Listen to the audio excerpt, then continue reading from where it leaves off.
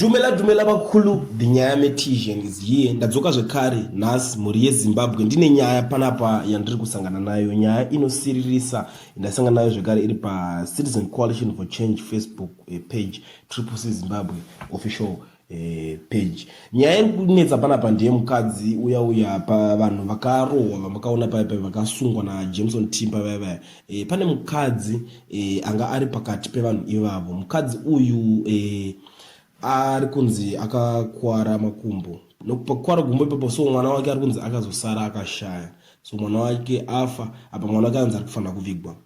Mukadzi wacho achingori mukadzi, zvikunzi takaita maefforts ese kuti ngavachimusiya abude panze akwanise kuenda kunopayawo malast respect achiona kuradzikwa kwemwana wake, but zvese izvozvo zviri kunzi hakuna kana any action yakatorwa pavanhu ivava. So nyaya iyi manje chakuitika ndechekuti pari kunzi ndisikuziva kuti kutsinyere kana kuti chii chiri kuitika, because Citizen Coalition Page ndoyenga yakanyora kuti the child of the one jailed members who tragically passed away while their mother is in custody will be laid to rest this afternoon. The mother, who is still languishing in jail for a crime she did not commit, suffered a broken leg after being brutally beaten by the police. Despite our request is to the court for the release to attend his son's funeral, no action has been taken to allow her to pay her last respects. The mother, along with the Avondale 78, the Senator Jameson Timber, will appear before the Harare Magistrates Court at 11:15